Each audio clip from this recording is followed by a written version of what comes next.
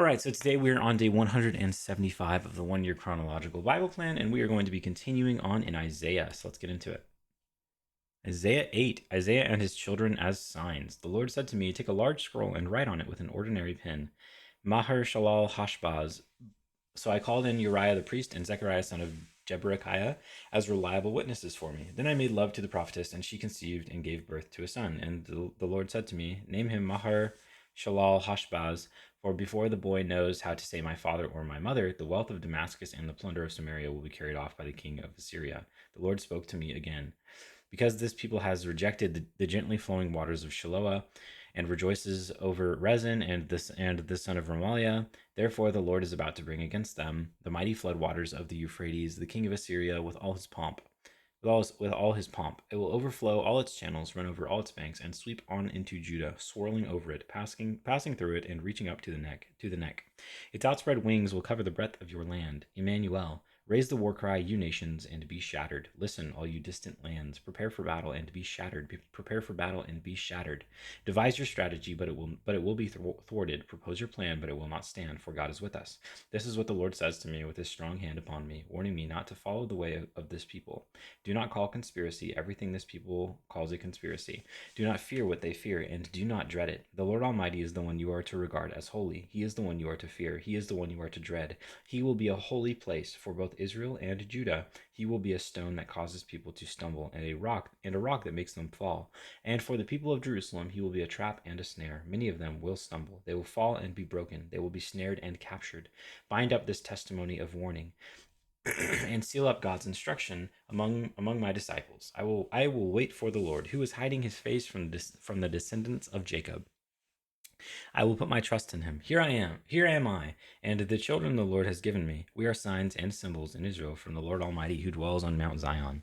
The darkness turns to light. When someone tells you to consult mediums and spiritists who whisper and mutter, should not a people inquire of their God? Why consult the dead on behalf of the living? Consult God's instruction and the testimony of warning. If anyone does not speak according to this word, they have no light of dawn. They have no light of dawn. Distressed and hungry, they will roam through the land. When they are famished, they will become enraged, and looking upward, will curse their king and their God. Then they will look toward the earth, and see only distress and darkness and fearful gloom, and they will be thrust into utter darkness. Isaiah 9. Nevertheless, there will be no more gloom for those people who were in distress. In the past, he humbled the land of Zebulun and the land of Naphtali. But in the future, he will honor Galilee of the nations by the way of the sea beyond the Jordan. The people walking in darkness have seen a great light. On those living in the land of deep darkness, a light has dawned. You have enlarged the nation and increased their joy. They rejoice before you as people rejoice at the harvest, as warriors rejoice when dividing the plunder. For as in the day of Midian's defeat, you have shattered the yoke that burdens them, the bar across their shoulders, the rod of their oppressor, every warrior's boot used in battle, and every garment rolled in blood. We will be destined for burning. We will be fuel for the fire. For to us a child is born, to us a son is given, and the government will be on his shoulders, and he will be called Wonderful Counselor, Mighty God, Everlasting Father, Prince of Peace. Of the greatness of his government and peace there will be no end. He will reign on David's throne and over his kingdom, establishing and upholding it with justice and righteousness from that time on and forever. The zeal of the Lord Almighty will accomplish this. The Lord's anger against Israel. The Lord has sent a message against Jacob. It will fall on Israel. All the people will know it.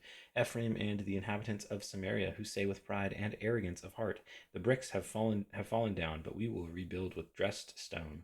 The fig trees have been felled, but we will replace them with cedars. But the Lord has strengthened Rezin's foes against them, and has spurred their enemies on. Arameans from the east and Philistines from the west have devoured Israel with open mouth. Yet for all this, his anger is not turned away. His hand is still unpraised, or his hand is still upraised. But the people have not returned to him who struck them, nor have they sought the Lord Almighty.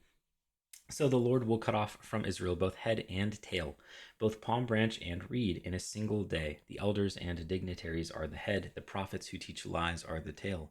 Those who guide this people mislead them, and those who are guided are led astray. Therefore the Lord will take no pleasure in the young men, nor will he pity the fatherless and widows, for everyone is ungodly and wicked. Every mouth speaks folly.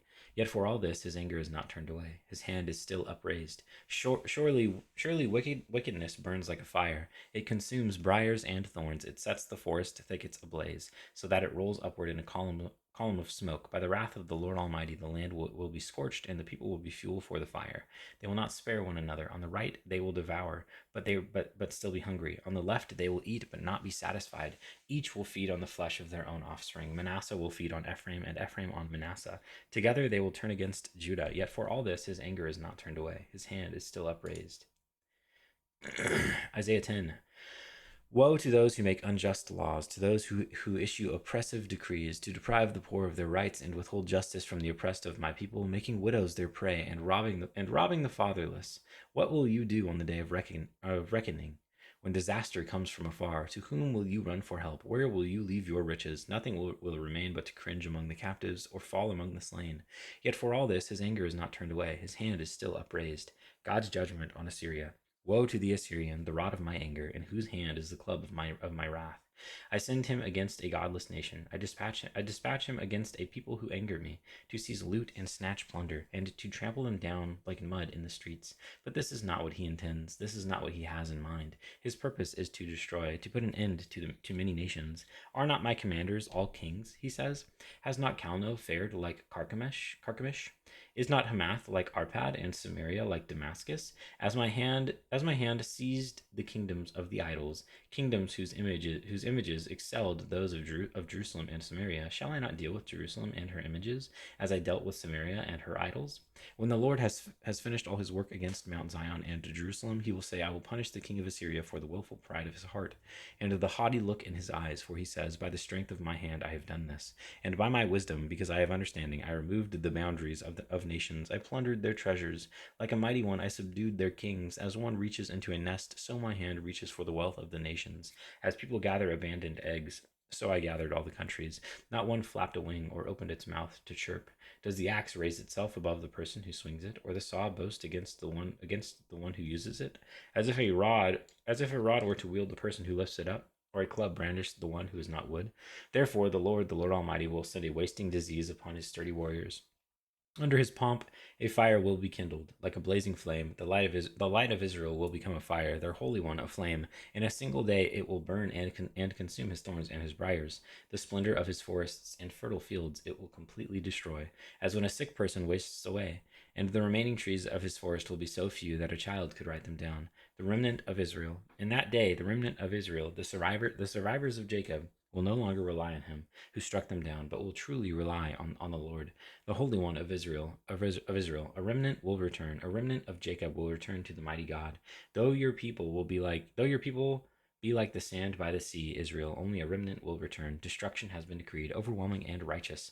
The Lord Almighty, will carry out the destruction decreed upon the whole land. Therefore, this is what the Lord Almighty says: My people who live in Zion, do not be afraid of the Assyrians who beat you with a rod and lift up a club against you, as Egypt did. Very soon, my anger against you will end, and my wrath will be directed to their destruction. The Lord Almighty will lash them with a whip, as when he struck down Midian at the rock of Oreb, and he will raise his staff over the waters, as he did in Egypt. In that day, the burden will be lifted from your shoulders, their yoke from your neck. The yoke will be broken, because you have grown so fat. They enter Aeth, they pass through Migron, they store supplies at Michmash, they go over the pass and say, we will camp overnight at Geba. Ramah trembles, Gibeah of Saul flees. Cry out, daughter Galam. Listen, Lesha, poor Anathoth. Madmenah is in flight. The people of Gebim take cover. This day they will halt at Nob. They will shake their fist at the mount of daughter Zion, at the hill of Jerusalem. See, the Lord Almighty, will lop off the boughs with great power. The lofty trees will be felled. The tall ones will be brought low. He will cut down the forest thickets with an axe. Lebanon will fall before the mighty one. Isaiah 11, the branch from Jesse. A shoot will come up from the stump of Jesse. From his roots a branch will bear fruit. The spirit of the Lord will rest on him. The spirit of wisdom and of understanding, the spirit of counsel and of might, the spirit of the knowledge and fear of the Lord. And he will delight in the fear of the Lord. He will not judge by what he sees with his eyes, or decide by what he hears with his ears. But with righteousness he will judge the needy. With justice he will give decisions for the poor of the earth. He will strike the earth with the rod of his mouth. With the breath of his lips he will slay the wicked. Righteousness will be his belt, and faithfulness the sash around his waist. The wolf will live with the lamb. The leopard will lie down with the goat. The calf and the lion and the yearling together. And a little child will lead them. The cow will feed the bear. Their young will lie down together, and the lion will eat straw like the ox. The infant will play near the cobra's den, and the young child will put its hand into the viper's nest. They will neither harm nor destroy on all my holy mountain. For the earth will be filled with the knowledge of the Lord as the waters cover the sea. In that day, the root of Jesse will stand as a banner for the peoples. The nations will rally to him, and his resting place will be glorious. In that day, the Lord will reach out his hand a second time to reclaim the surviving remnant of his people from Assyria, from Lower Egypt, from Upper Egypt, from Cush, from Elam, from Babylonia, from Hamath, and from the islands of the Mediterranean. He will raise a banner for the nations and gather the exiles of Israel. He will assemble the scattered people of Judah from the four quarters of the earth. Ephraim's jealousy will vanish, and Judah's enemies will be destroyed. Ephraim will not be jealous of Judah, nor Judah hostile toward Ephraim. They will swoop down on the slopes of Philistia to the west. Together they will plunder the people to the east. They will subdue Edom and Moab, and the Ammonites will be subject to them. The Lord will dry up the Gulf of the Egyptian The Lord will dry up the Gulf of the Egyptian Sea. With a scorching wind, he will sweep his hand over the Euphrates River. He will break it up into 7 streams so that anyone can cross over in sandals. There will be a highway for the remnant of his people that is left from Assyria, as there was for Israel when they came up from Egypt. And that is day 175.